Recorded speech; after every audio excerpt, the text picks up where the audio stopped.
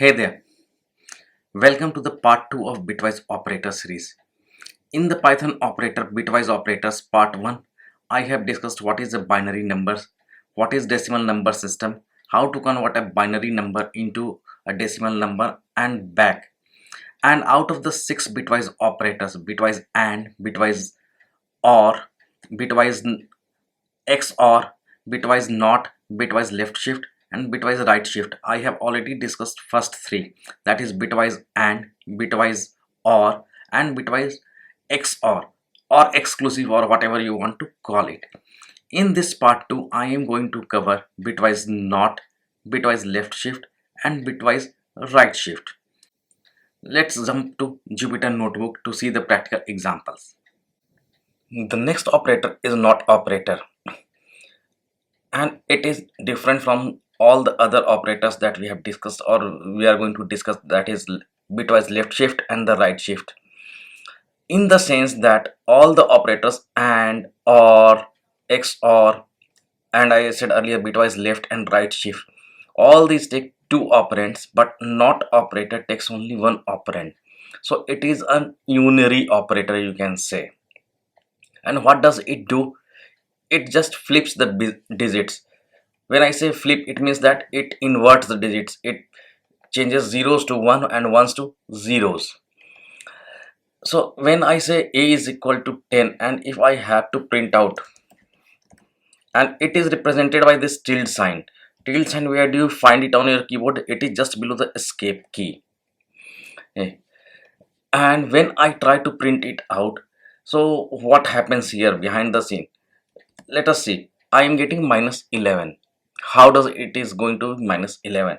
In the decimal pattern, if I say you give me the complement or the not or opposite of 10, it is going to be minus 10. Opposite of my positive 10 is minus 10.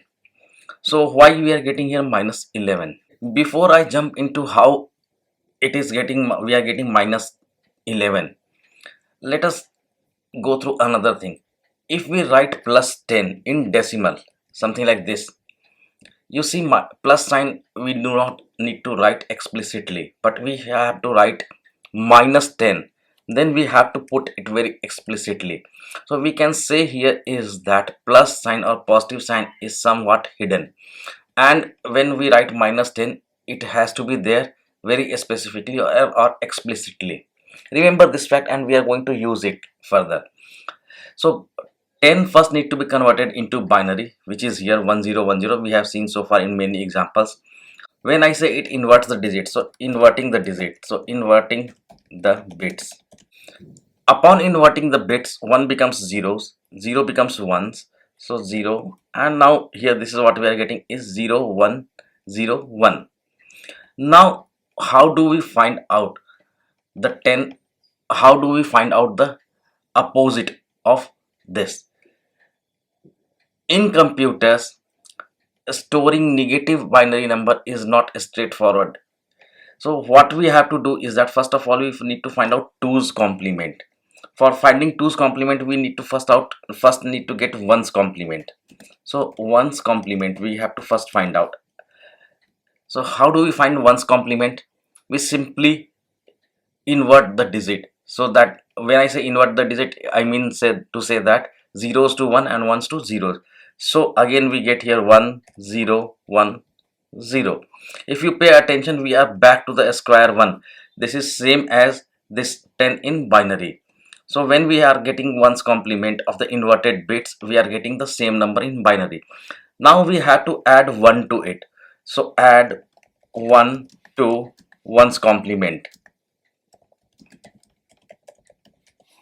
So how do we do that?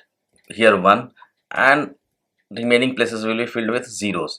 Now if we add, let me put it, now I have to add these two lines. Let me put it in a different color.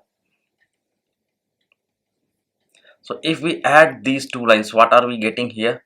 0 and 1 is 1, 1 and 0 is 1, 0 and 0 is 0, and 1 and 0 is 1. So this is what we are getting. But remember the fact that I said over here, when we, even in decimal, when we are writing a positive number, we need not give the plus sign specifically, but while writing it we have to give the minus sign or negative value explicitly. In the same manner, when we write binary positive numbers in binary, it is assumed that a zero is already there for positive numbers.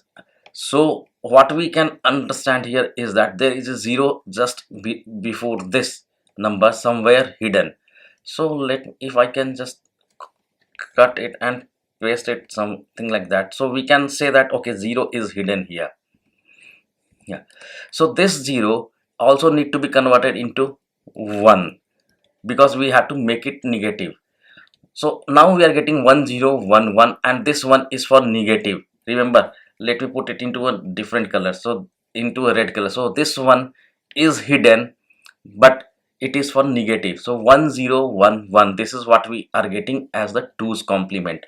So if I go back to here and try to print integer of 1011, we are going to get 11. And if we go back to my Excel here, as I said, this one is for negative number, negative representation, and thus it is, we are getting here a minus sign. So when a is equal to 10 and we are trying to do the not operator, not of 10, we are getting 11. As a thumb rule, you can say, if you take any other number, for example, if I take 21 here and I try to print not of 21 or b, simply increase the given number by 1 and put a negative sign before it. So I should be getting 20 plus 20, 21 plus 1, that is 22, and put a negative sign before it, that is minus 22. Here you can see it. So this is not operator. Next one is bitwise left shift. This is again a binary operator in the sense that it takes two operands. As I said, not is the only operator which takes only one operand. Rest remain all and, or, XOR or exclusive or whatever you want to call it, bitwise left and right shift. These all take two operands. So in the case of bitwise left shift operator, the value is moved to the left by the specified number of bits, or in other words, you are gaining the bits, and the final output is going to be x multiplied by 2 raised to the power n. I could not write raised to the power n here, but consider it raised to the power n, 2 raised to the power n. So a is equal to 10. If we put it in decimal bin a, we get 1010. Let me put it here like this, 1010. Let's go back to my Excel sheet here. Let me copy this one here and put it over here. You may want to consider something like this. If I have got a number 1234.56, something like that. So let me get rid of the color from here, no fill. So this is 1234.56. If we move something towards left, what is going to happen? Whatever is on to the right hand side of the decimal, it is going to move on to the left hand side. So if we move just one decimal place, then it is going to become 12345.6. So now it becomes 12,345.6. remember this fact. So in the same manner, if we say that, if I come over here and if I say here a is equal to 10 and print a 1, so this is denoted by two less than signs, and 1 is the number of bit that I want to move. So I want to move it one bit left. So if, let's go back to Excel one again. So I am going to move it something like this. So this 0 comes here, this one will come to here, this 0 will come to here, and this one will come to here, and then this we need to fill it with 0, you can say like that. So what we are getting finally here is that 10100.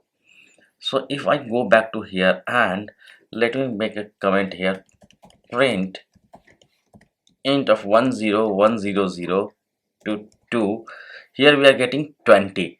Now let me uncomment it and print it. So again, so this is also going to print with 20. So it means that 2 raised to the power n, as I said earlier here, x is here 10 and 2 raised to the power 1, that is 2. So we are getting 20. If I make it something like this, now if I make it 2, so now I should be getting 2, x is 2 here, into 2 raised to the power 2. 2 raised to the power 2 is 4, so 10 into 4, that is 40. I should be getting here 40. And here you see, you can verify it going here again. So again we need to move everything. We have already moved it by 1 bit, so now we are going to move 1 bit again. So 0 0 1 0 and 1, and here I am going to put 0. So what we are getting here is that 1 0 1 followed by 3 zeros. So you can check it here as well, print int 101000. I give only 2, so let's make it correct, 30, and here you see 40, we are getting it 40. So that is bitwise left shift operator. Just opposite of it is bitwise right shift operator.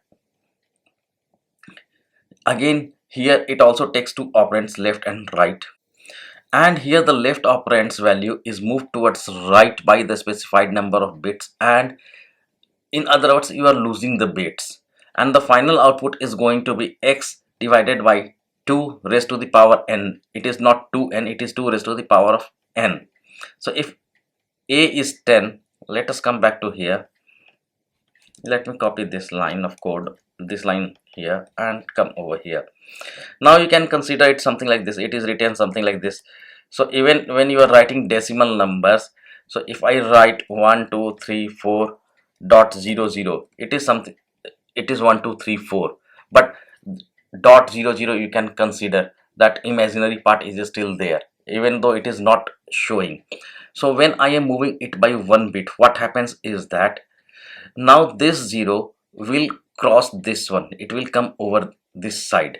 So this is comes, let me put it over here, this one will come here, this 0 will come over here, and this one will come over here. So now I'm getting 101. So if I go back here and try to print integer value of 101, and you will see here I am getting 5. The same thing I will be getting if I do something like this. A bitwise right shift is denoted by 2 greater than signs, so I'm moving it by 1 bit, so I'm getting 5. As I said earlier, x divided by 2 raised to the power n, so x is 10, 2 raised to the power of 1, that is 2, so x divided by 2, that is 5. What if I try to move it by 2 bits? Then I would be getting something like 2 here. If I go back to my Excel sheet, so now if we have to move 2 bits, we have already moved 1 bit, so now we have to just move 1 more bit, so this one will be lost. So you can say something like that, it is coming over here, which we are going to ignore. This is a dot still here, so this one will become here, and this comes over here, so 10. If I go back to here and try to print integer of 10, I forgot to write int here, my bad. Here you see we are getting 2. So that is bitwise operator. Bitwise right shift and left shift are just opposite of each other, and it is a fun way of multiplying or dividing a number. One of the uses that one of my friends jokingly said that you can use it for encrypting or decrypting a number as well. So that was it for bitwise operators. I am going to upload all these examples on my Git page, and I will share the link into the description box. If you find this video useful, consider giving it a like, share it with your friends and subscribe to my channel. Till that time, happy coding.